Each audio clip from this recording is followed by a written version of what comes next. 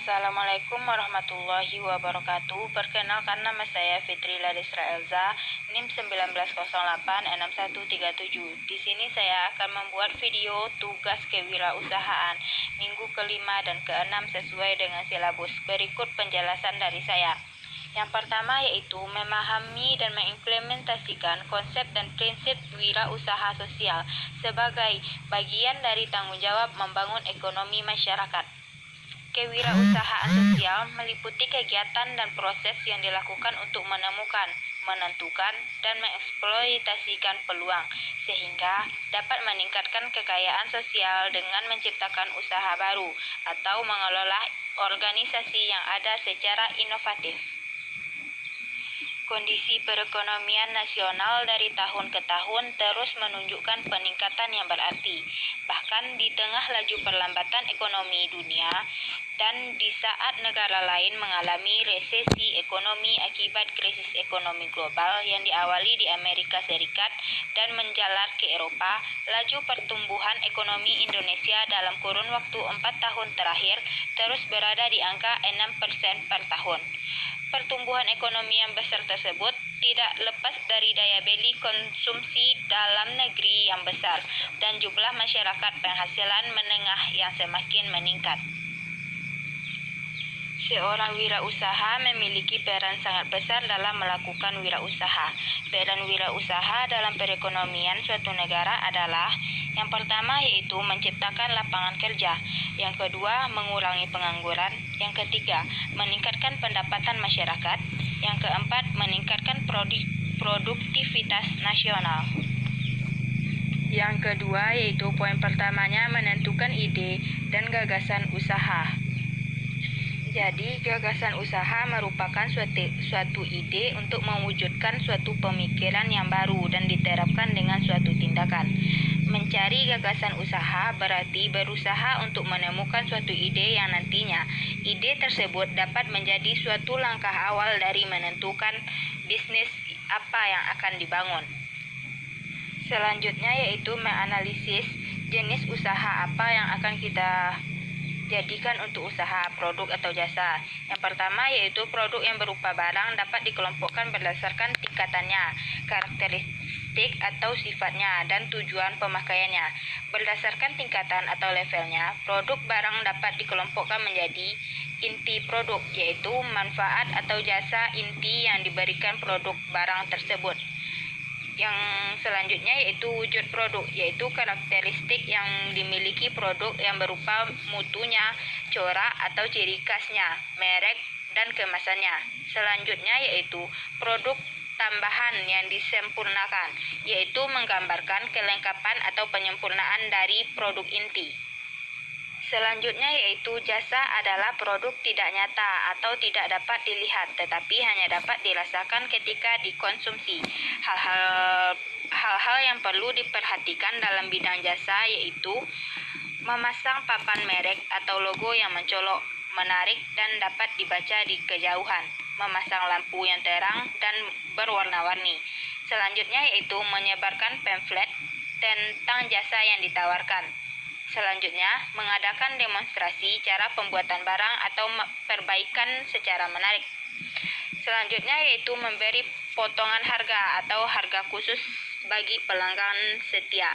Selanjutnya yaitu mempromosikan jasa melalui alat-alat promosi yang tetap. Selanjutnya yaitu bisnis modal kanvas. Pembuatan bisnis modal kanvas bertujuan untuk membantu perusahaan merancang perencanaan proses bisnis dan menetapkan serta memvalidasi poin penting dalam bisnis seperti sumber daya, aktivitas, hubungan yang akan dijalin dengan pihak terkait, pendapatan hingga pengeluaran yang harus dikeluarkan. Bisnis modal kanvas yaitu suatu kerangka kerja yang membahas modal bisnis dengan disajikan dalam bentuk visual berupa kanvas lukisan agar dapat dimengerti dan dipahami dengan mudah. Sekian tugas dari saya. Assalamualaikum warahmatullahi wabarakatuh. Assalamualaikum warahmatullahi wabarakatuh. Perkenalkan, nama saya Fitri Ladesra Elza, NIM 19086137. Di sini saya akan membuat tugas mata kuliah kewirausahaan pertemuan 7, yaitu mengenai yang pertama konsep business plan. Business plan adalah dokumen tertulis yang disiapkan oleh wirausaha yang menjelaskan semua unsur yang relevan baik internal maupun eksternal mengenai perusahaan untuk memulai suatu usaha. Yang kedua, profil bisnis, yaitu deskripsi ringkasan suatu bisnis yang mencerminkan kualitas serta fokus kerja dari suatu bisnis. Yang ketiga yaitu market share. Market share adalah persentase pasar atau konsumen yang didata oleh perusahaan dan pasar dari pasar spesifik dalam suatu industri. Yang keempat yaitu strategi, teknologi dan informasi. Strategi sistem informasi teknologi memberikan harapan pada perusahaan untuk memperoleh posisi yang menguntungkan bagi perusahaan di antara lingkungan yang mempengaruhinya. Misalkan menggunakan teknologi informasi untuk mengubah secara radikal proses bisnis sehingga terjadi perubahan mendasar dalam cara berbisnis. Selanjutnya yaitu produk dan jasa. Produk berupa barang, yaitu seorang wirausaha perlu melakukan penyelidikan terhadap minat dan kebutuhan konsumen. Selanjutnya, ciri khas dibuat agar barang atau produk tersebut bisa dengan mudah ditemukan atau diketahui oleh konsumen. Contoh, model produk, kualitas dari produk, penampilan dari produk. Selanjutnya, produk yang berupa jasa adalah ada beberapa sifatnya. Yang pertama, berubah-ubah. Yang kedua, tidak terjual. Yang ketiga, tidak dapat dipisahkan.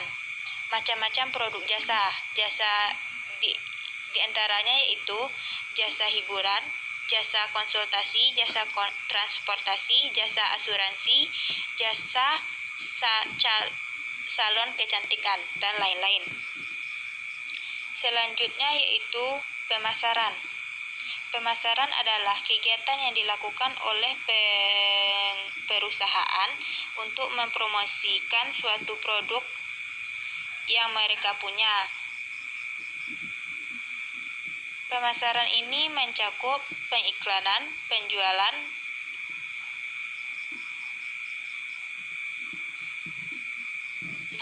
nomor 7 yaitu persaingan dan risiko. Persaingan bisnis pada intinya disebabkan oleh kesalahan strategi, yang mana kesalahan tersebut dapat dipelajari dan dimanfaatkan oleh pelaku bisnis lainnya sebagai peluang yang mampu mencuri perhatian konsumen. Risiko usaha yaitu sebuah tindakan yang dihubungkan dengan suatu kemungkinan munculnya keinginan yang tidak terduga dan memang tidak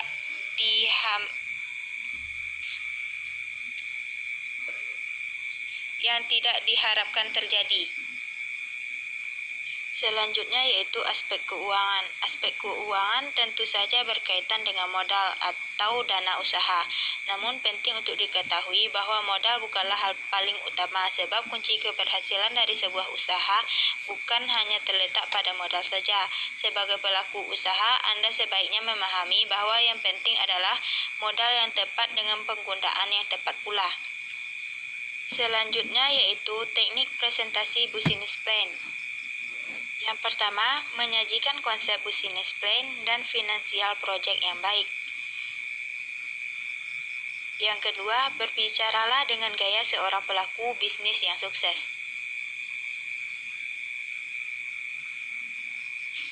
Yang ketiga, selipkan kalimat-kalimat bisnis yang elegan. Selanjutnya, tampilkan keunggulan produk-produk perusahaan. Sekian tugas dari saya. Saya ucapkan terima kasih. Assalamualaikum warahmatullahi wabarakatuh.